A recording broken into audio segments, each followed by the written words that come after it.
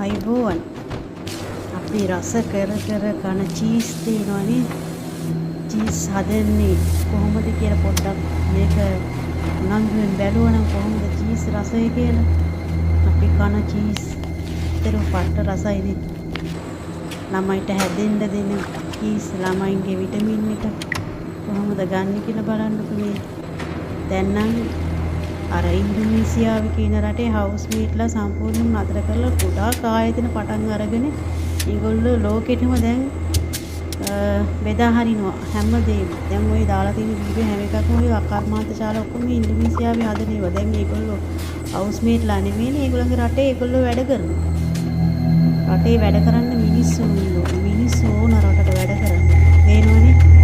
ඒගොල්ලෝ පටන් දැන් මේ රට දියුණු රටවල් දැන් හැමෝටම රස්සාවල් දැන් 18න් ඉහළ හැමෝටම පහින් පාට පරම්පරාවට එනකොට රැකියාවල් බිහි කරනවා.